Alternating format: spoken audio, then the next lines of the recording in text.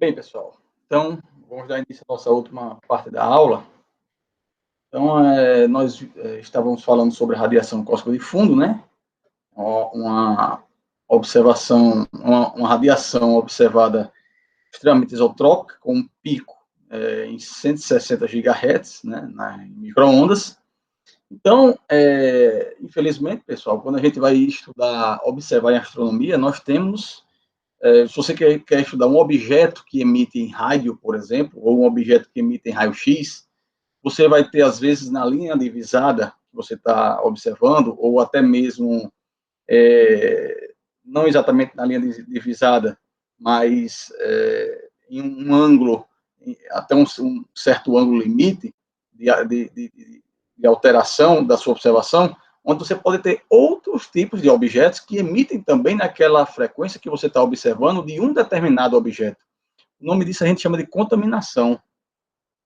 Então, por exemplo, no caso da radiação cósmica de fundo, que o céu é mapeado, né, você mapeia o céu pelo WMAP e depois pelo Planck, na hora que você passa o seu satélite pelo centro da nossa galáxia, aí você tem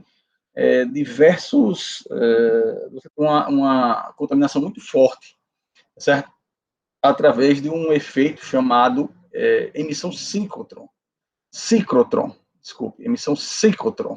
O que é isso? O que é essa emissão? Né? Essa emissão é quando você tem, no centro da nossa galáxia, nós temos campos magnéticos e elétrons relativísticos, né, com altíssimas energias. Quando esses elétrons eles são capturados, entre aspas, pelas linhas de campo, né, do campo magnético, né, ele espirala e ele pode emitir em uma emissão que a gente chama de ciclotron, que é quando o elétron não é relativístico, e ele pode também espiralar de forma relativística, né, com velocidade relativística.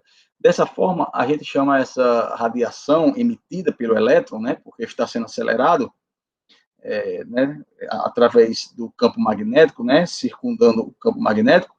Então, o nome dessa emissão é emissão ciclotron, né, porque o elétron é relativístico e é uma radiação polarizada, tá certo? E que tem como a frequência chave, a frequência de 70 GHz.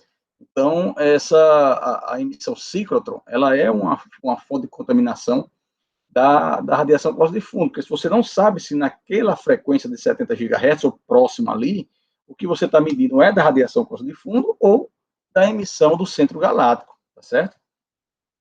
Também existe a poeira galáctica, né, a poeira que existe na nossa galáxia, principalmente para frequências maiores do que 100 GHz, certo? Existe também a emissão livre-livre, que é o que a gente chama quando os elétrons, né, ali no centro da galáxia, ele passa próximo a um íon e ele é desviado do caminho natural pela força de Coulomb, né? Então, isso faz com que o elétron emita também, certo?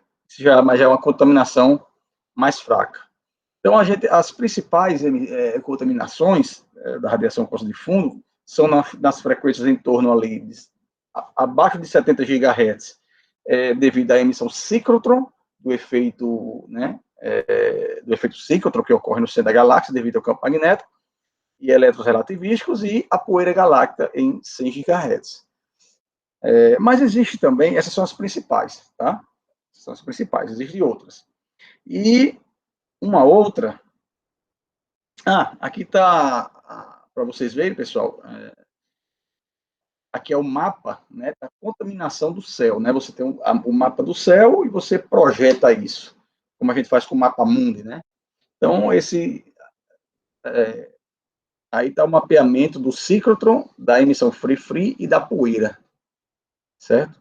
Então, isso aí tem que ser subtraído dos dados da radiação cósmica de fundo. Então, você não sabe o que é radiação cósmica de fundo, nem sabe o que é, e nem sabe se é ciclotron, free ou poeira, certo? Então, tem que entender essas contaminações e subtrair ela dos dados, que não é algo trivial. Então, esses são os principais fontes de contaminação, porque são coisas que a gente não está interessado que estejam na radiação cósmica de fundo, certo? Agora, pessoal, a gente discutiu na aula passada as fontes de anisotropias primárias e secundárias, né? Quer dizer, a gente ficou na parte de anisotropias primárias e eu só falei de uma secundária, que foi o efeito Sachs-Wolff integrado. Mas existe outra, que é o que a gente estuda aqui no departamento de física, principalmente eu, né, que é o efeito Sunyaev-Zeldovt térmico, que é algo extremamente interessante, tá, que ocorre com radiação cósmica de fundo, que é basicamente o seguinte: esse efeito foi proposto por Sunyaev e Zeldovt, né, dois físicos, em 1973, pessoal. Olha só, 1973. Então, você tem os fótons da radiação cósmica de fundo, que são muito frios, pessoal. Eles são muito frios, né? A temperatura hoje é de 2,73 Kelvin, quase o Kelvin, quase a temperatura, o zero absoluto. Então, eles são fótons muito frios. Então, o que acontece? Quando a gente tem um aglomerado de galáxias, que eu vou falar agora daqui a pouco, a gente tem um aglomerado de galáxia, a maior parte da massa desse aglomerado de galáxia, da massa visível, ele não está nas galáxias, ele está num gás, que é basicamente hidrogênio ionizado, extremamente quente, com a temperatura da ordem de 10 a 7 Kelvin. Então, olha a diferença. Então, quando os elétrons, quando os fótons da radiação cósmica de fundo interagem com esses elétrons quentes do meio intraaglomerado de galáxia, o meio passa, né, transfere energia através de um efeito que a gente chama de efeito Compton inverso, certo? Para os fótons da radiação cósmica de fundo. Então, quando você compara um fóton que veio de uma região que tem aglomerado de galáxias, com um fóton da radiação cósmica de fundo que não veio um aglomerado, que não veio de uma região que tem aglomerado de galáxias, o fóton que veio da região é mais quente, ou seja, é mais azul. Então, quando você compara essas temperaturas aí, você consegue ter muitas propriedades, tanto dos aglomerados de galáxias, quanto de cosmologia. Certo? Então, esse é o efeito Sunyaev-Zeldovt térmico. É essa alteração na temperatura da radiação cósmica de fundo que ocorre quando os fótons dessa ultrapassam, né, atravessam uma região de um aglomerado de galáxias. Então, o que é um aglomerado de galáxias? Está aí esse desenhozinho, tá, pessoal? Aí, esses pontos aí em amarelos fazem parte do aglomerado de galáxia. Geralmente são galáxias elípticas, tá? Na verdade, pessoal, nem as galáxias gostam de viver sozinhas. A maioria está em aglomerados. Grande a maioria está em aglomerados. E a maioria das galáxias em aglomerados são galáxias elípticas. As galáxias de campo, né, ou seja, solitárias, são galáxias espirais, certo? Então, olha o seguinte, então, elas emitem no óptico, né? As galáxias emitem no óptico. E esse lilás que está aí permeando, isso aí está representando esse meio intraaglomerado de galáxia, tá? Que é formado basicamente de hidrogênio, com a concentração de partículas de 10 a menos 2 a 10 a menos 3 partículas por centímetro cúbico, certo? Mas com uma temperatura extremamente alta, de 10 a 7 a 10 a oitava Kelvin. Tá? Então, é um gás rarefeito, é um plasma muito rarefeito, mas extremamente quente. Então, o que a gente chama de aglomerado de galáxias, geralmente são concentrações com mais de 50 galáxias, tá? Elas possuem geralmente um diâmetro maior do que 1,5 megaparsec e massas de pelo menos 10 a 14 massas solares, podendo chegar até 10 a 16 massas solares, né? São os grandes aglomerados massivos, certo? Então, você tem esses pontos luminosos, que são as galáxias principalmente elípticas, ou S0, né, que é a transição ali entre elípticas e espirais. Você só tem um bojo, você não tem mais o braço, né? A gente pode ver aqui umas azuis, pouquíssimas azuis, bem longe do centro, são as galáxias espirais. E esse lilás, que é o gás intraaglomerado de galáxias, formado basicamente por hidrogênio ionizado, que é extremamente quente, né? E é esse gás aí que interage com a radiação cósmica de fundo por efeito Compton inverso. Então, os fótons da radiação cósmica de fundo recebem energia, né, e são aquecidos em relação àqueles fótons da radiação cósmica de fundo que não interagiam com esse aglomerado. E aqui na Terra nós medimos essa diferença de temperatura. É o efeito Sunyaev-Zeldovt. Tá bom? Então, pessoal, quais são os principais componentes, né, dos aglomerados de galáxias? Bem, principal componente é a matéria escura, né? Que você não consegue detectar diretamente através de ondas eletromagnéticas. Só são detectadas através de efeitos dinâmicos, né? Gravitacionais, e corresponde a 80% da matéria total de um aglomerado de galáxias. Então, da parte luminosa, nós temos as galáxias, que são detectadas no visível, no infravermelho, no ultravioleta, né? Depende da situação de vida das estrelas, né? Em que evolução as estrelas estão, e corresponde a apenas 5% da massa total.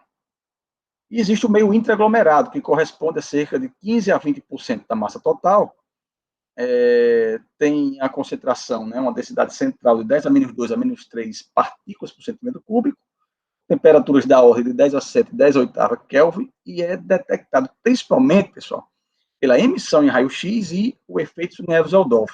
Espera aí, professor, como pela emissão em raio-x? O efeito Neves-Aldolf eu já entendi. O elétron, extremamente quente, né, ele interage com a radiação cósmica de fundo, dando energia para essa radiação cósmica de fundo, para aqueles fótons que estão atravessando o aglomerado. Esses fótons são aquecidos em comparação àqueles fótons que não passaram pelo aglomerado, e aí isso é o efeito Neves-Aldolf, né? Essa diferença de temperatura.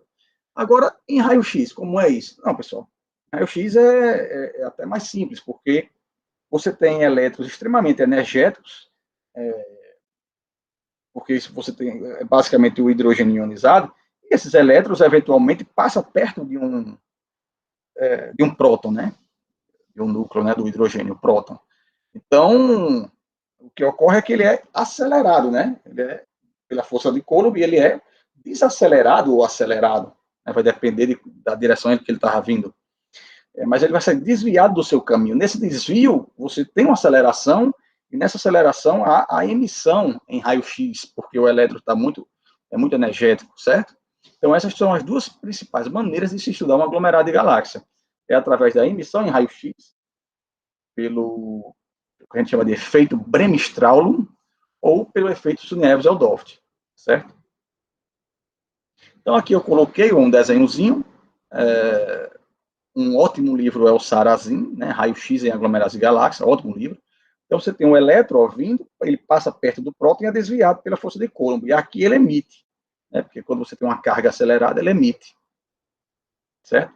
É livre-livre o nome disso, ou emissão Bremsstrahlung. Certo? Então, pessoal, é extremamente interessante, eu não vou fazer a conta aqui, obviamente, mas na minha tese de doutorado, se quem quiser colocar meu nome, tese de doutorado, e baixar, você vai ter essas contas todas lá, se tiver essa curiosidade, é possível mostrar que se você combinar o raio-x e o efeito Sunyaev-Zeldoft, essas duas observações independentes, se você combinar elas, você consegue obter a distância de diâmetro angular até um aglomerado de galáxia. E isso é extremamente importante para a cosmologia, pessoal. Porque você obter distâncias em astronomia não é uma coisa fácil, certo? Então, se você combina essas duas medidas, você consegue obter a distância de diâmetro angular do aglomerado de galáxia. Aí você veja lá no finalzinho, pessoal, que eu circulei um eta ao quadrado, né? E o que é esse eta ao quadrado, pessoal? Esse eta ao quadrado vem dessa relação aqui de baixo, ó. dl, que é a distância de luminosidade, dividido por dA, que é a distância de diâmetro angular, multiplicado por 1 mais e elevado a menos 2 é igual a eta. E que relação é essa? Essa relação, pessoal, o eta, de forma padrão na cosmologia, ele é tomado como sendo 1. Esse eta é tomado como sendo 1. Porque é o seguinte, a gente está muito acostumado aqui na Terra, no sistema solar, na nossa galáxia, a medir distâncias até estrelas, a medir distância, né, de uma cidade a outra. E a técnica que você usa, né, a observação que você usa para medir a distância, não, a medida de distância, ela deve independer de como você está medindo a distância, correto? Então, eu meço minha distância, eu estou aqui no centro de Natal, eu meço minha distância daqui até o FRN, dependendo da forma que eu meço a distância, vai dar diferente a distância? Claro, você pode ter uma diferença no erro estatístico, né? Ali, porque você vai estar fazendo medidas estatísticas, mas você esqueça, vamos supor que você tem um conhecimento perfeito da sua medida, certo? e aí você vai medir através de 3 técnicas diferentes, ou de duas técnicas diferentes, a sua distância daqui até o UFRN, e a distância vai dar diferente, né? Mas isso dá igual, né? A gente está acostumado a dar igual, por quê? Porque a gente vive nós estamos soltos, né? Nós estamos destacados da expansão cósmica.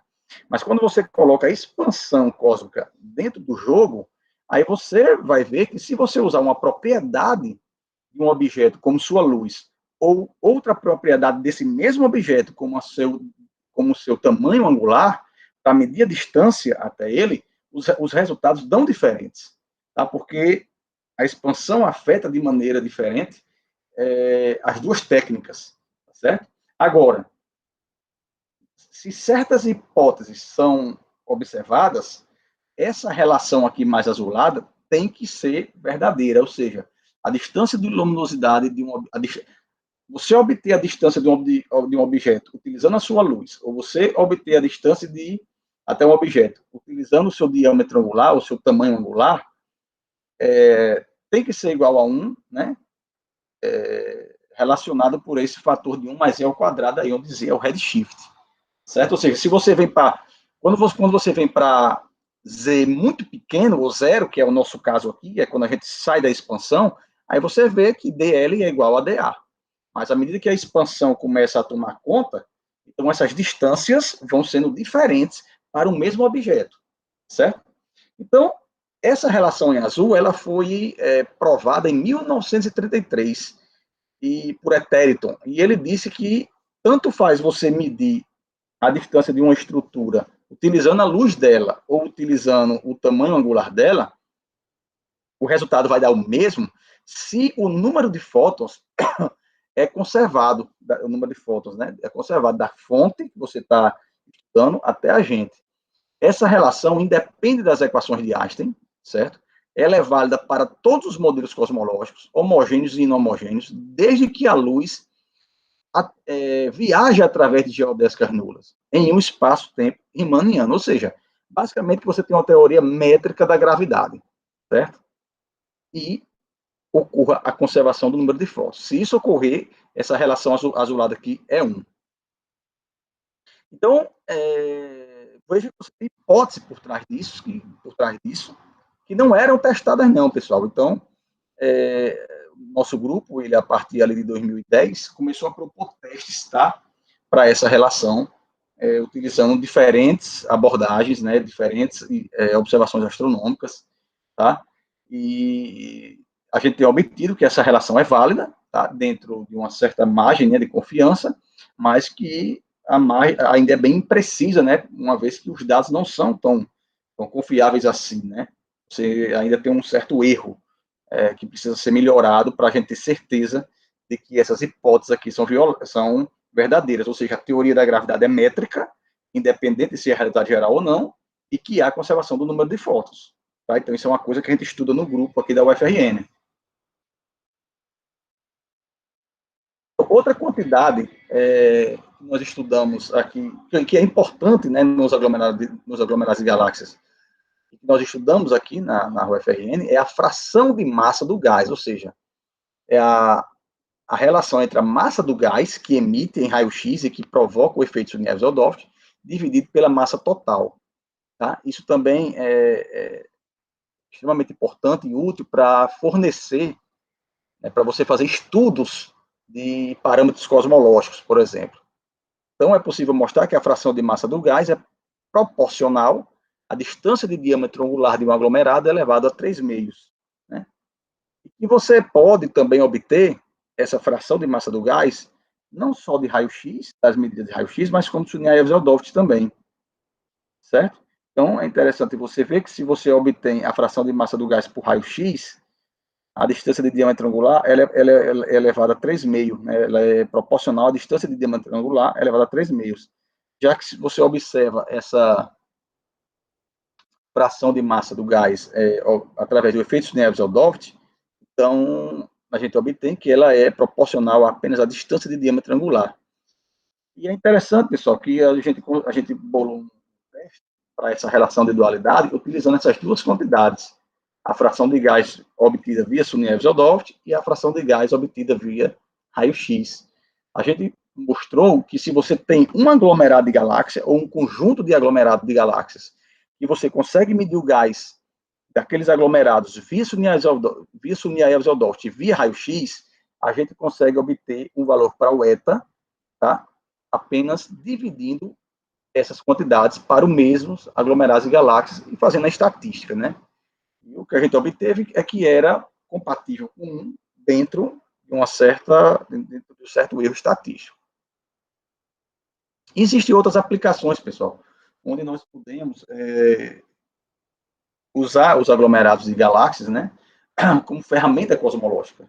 É possível, por exemplo, que é uma coisa que nós fazemos também, estudar desvios da física padrão, né? Porque é o seguinte, quem é que a gente passa a vida inteira estudando a carga elétrica, a carga do elétron, a massa do elétron, a relação carga-massa,